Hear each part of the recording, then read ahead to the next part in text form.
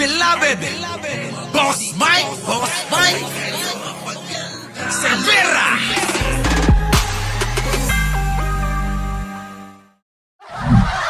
Matindi to. Etong si, Sara Duterte, laos na. Bakit? Tinabla na ho ng Korte Suprema. Bakit? Dito nga ho mga kababayan na itong petisyon nila na ideklara daw ng Korte Suprema na unconstitutional na naman itong ginagawang pagdinig o pag-hearing, paglilitis kay Sara Duterte patungkol sa 4 na articles. Kasama na nga dyan mga kababayan, ito pong hindi may paliwanag ng mga ari-arian, itong pagbabanta ng pagpatay at 2 pa. Mga kababayan, eto na. Hindi ho siya kinatigan ng Korte Suprema. Itong mga sinasabi na ang ginagawa daw ng Korte, ang ginagawa ng impeachment trial, Korte ng Senado, dyan sa impeachment trial ni Sara, nagpi-fishing expedition lang daw, kalimutan nyo na yun. Dahil eto na, nagsalita ng Korte Suprema. Hindi totoo, Eka. Under sa kanilang pagsusuri, sumusunod ang impeachment trial o etong gumugulong na paglilitis kay Sara Duterte ay naaayon sa ating saligang batas. Nakaw! Eto na, pakinggan nyo, pasok! Ng Supreme Court ang consolidated petitions na inihain ni na Vice President Sara Duterte at abogadong si Israelito Torion kaugnay sa pag-question nila sa impeachment proceedings ng Kamara. Lumagpas umano sa constitutional authority dahil mangalap ng ebidensya sa pagdinig. Sabi ng Korte Suprema, moot na o wala nang magiging epekto ang mga petisyon dahil naaprubahan na at na-transmit ang articles of impeachment sa Senado. At dahil dito, hindi na nangangailangan ng resolusyon ayon sa Korte. Patay.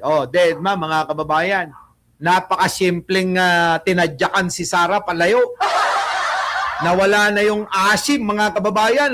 Mukha na lang ang maaasim sa kanila. Paano na ngayon yan? Toryon.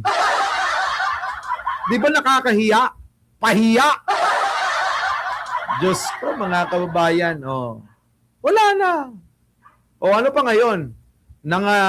Nangangamoy, nangangamoy na ang impeachment ni Sara. Nangangamoy na yan. Alam nyo, mga kababayan, ako naniniwala ako, makikipagpustahan ako sa inyo. Ito yung totoong pustahan. Si Sara may impeach yan, maniwala kayo. Ako naniniwala may impeach yan. Di ba mga kababayan ko? Kita nyo si Rodante Marcoleta, nakulong na. Yung mga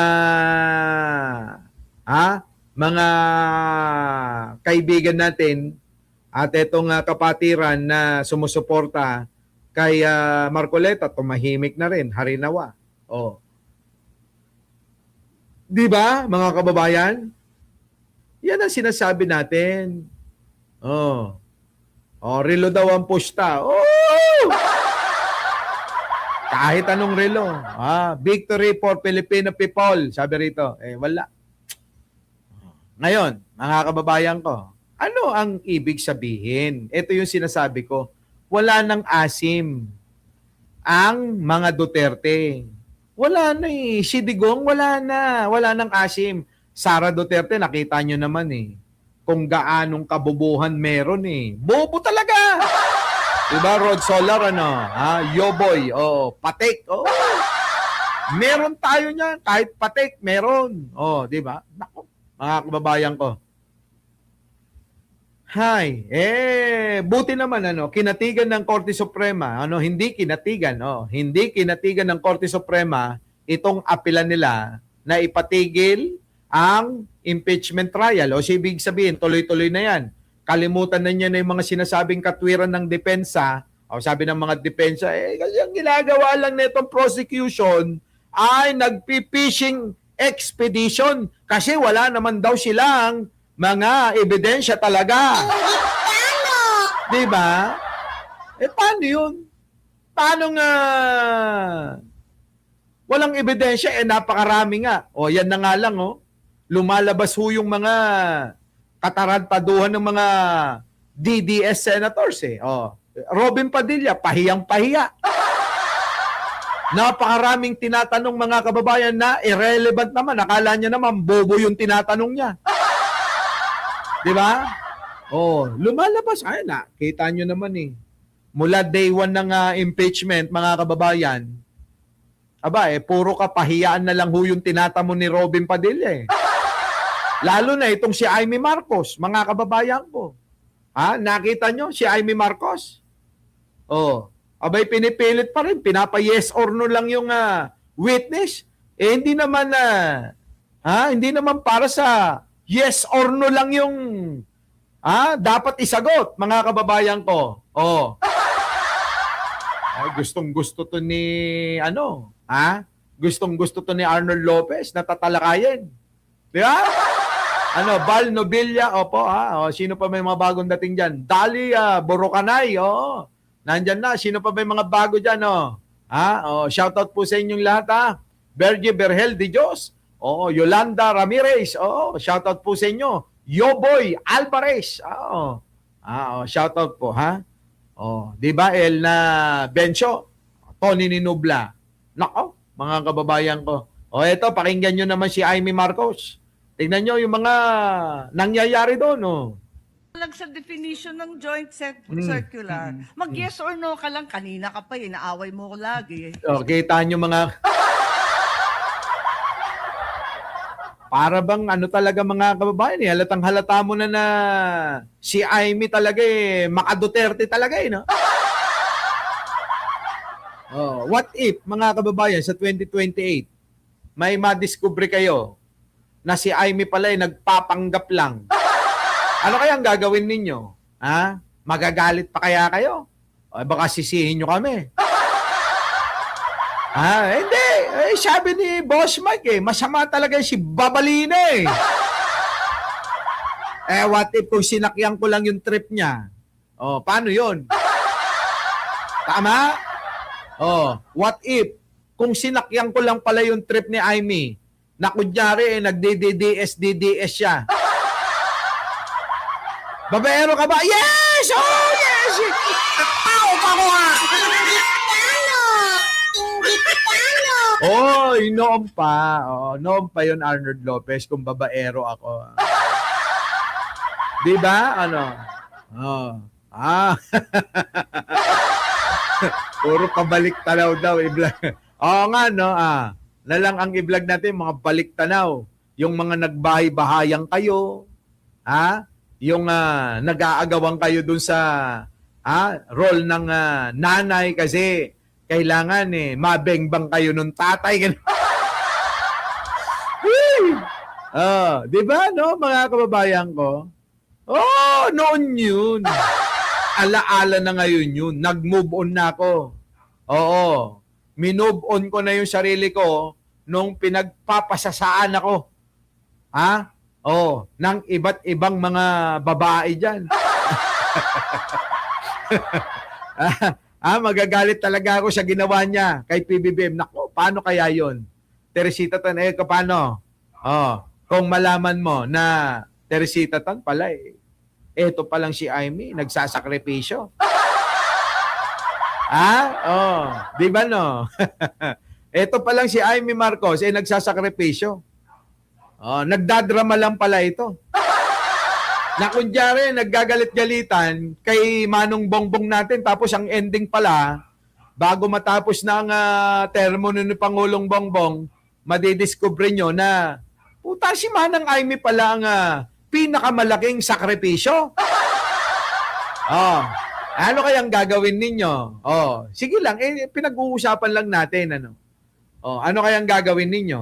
Kung gano'n ang mangyayari sa 2028, biglang sasabihin ni Amy tsaka ni Manong Bongbong, yung aming,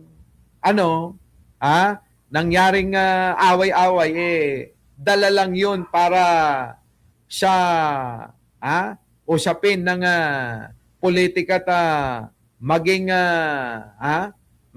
magkaroon ng mata sa kampo ng mga Duterte.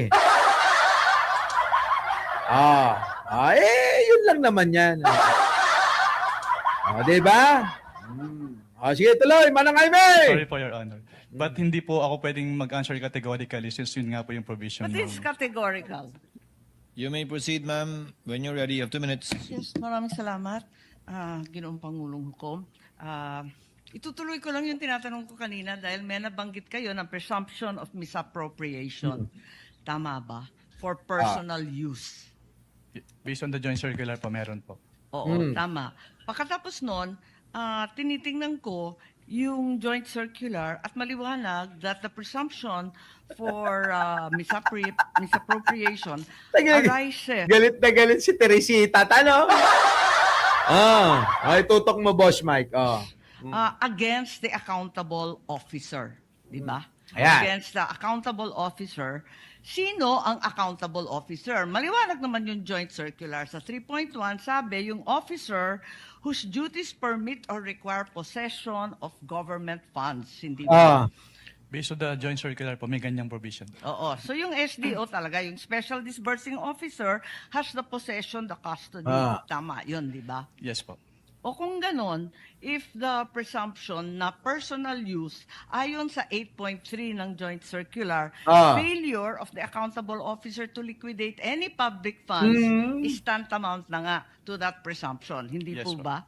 Yes, So, ang tanong dito, sino ang accountable officer dito sa sitwasyon na to? Kasi ang liwaliwanag na hindi naman si Vice President ang payee. Ano ba naman yung Manang Aimee? Manang Aimee, sa DepEd at saka sa OBP, si Sara ang head. Siya yung sinusunod ng lahat. Parang ganito na lang yung Manang Aimee. Ako kasi ganito ang gustong palabasin ni Manang Aimee.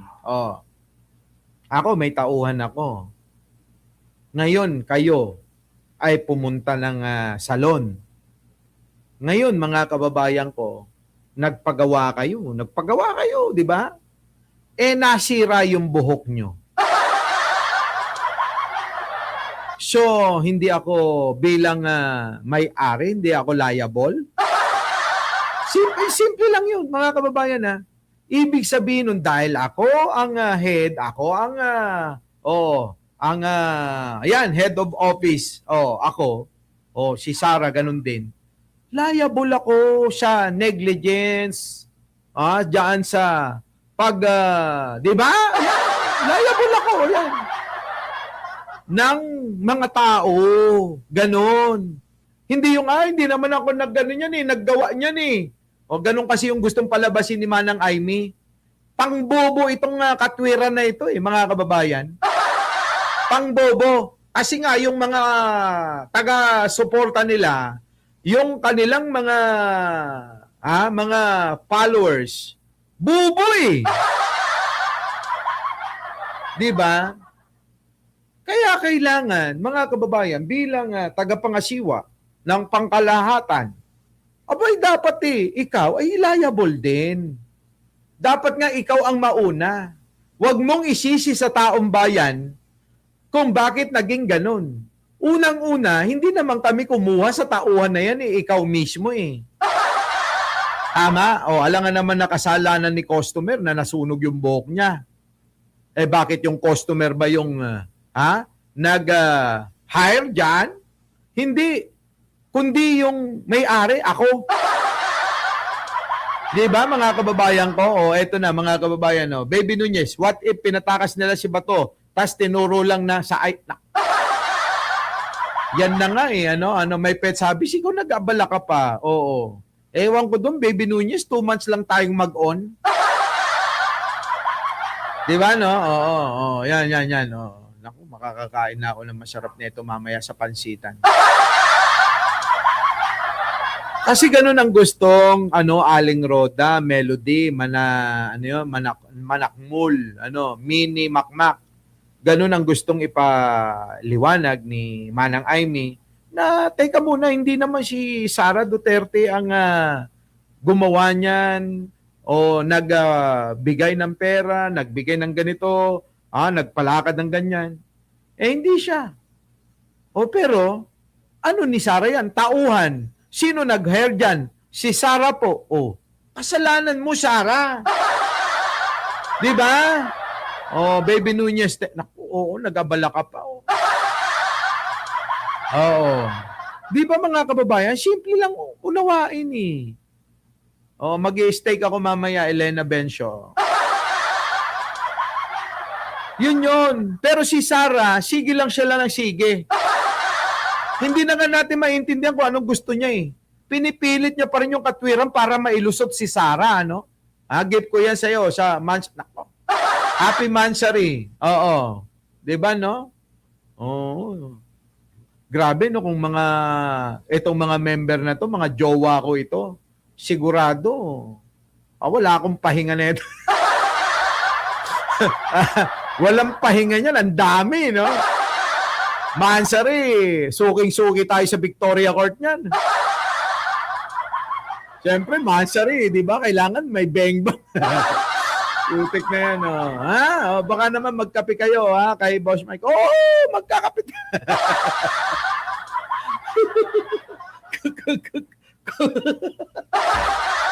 Di ba, no?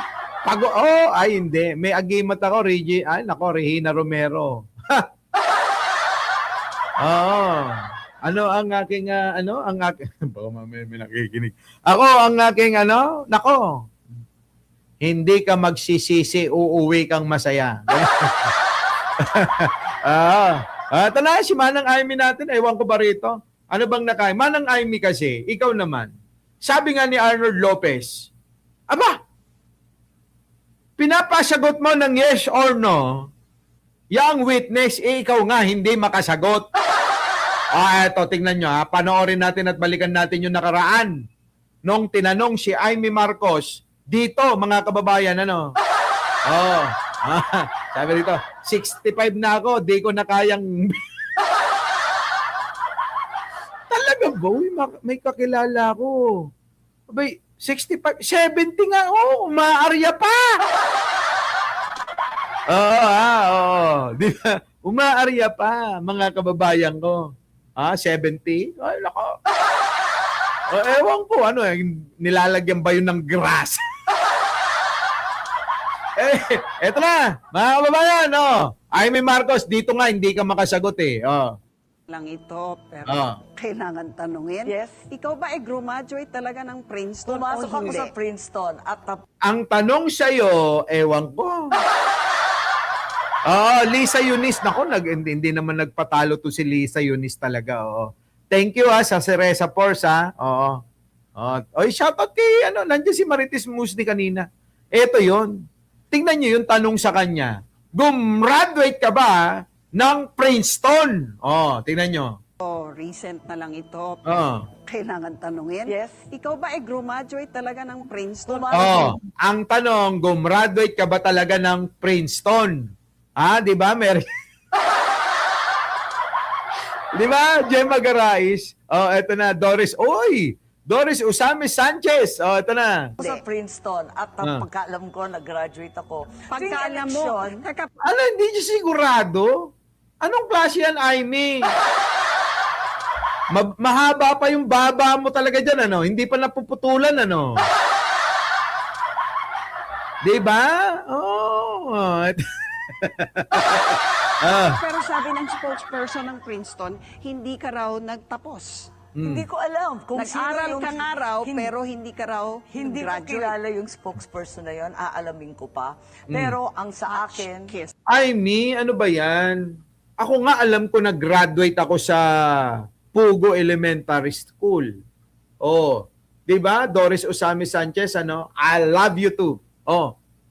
Ay mga kababayan, alam ko rin na graduate ako sa mataas na paaralan ng Bayambang National High School. Nag-graduate din ako sa Pasolo Elementary School.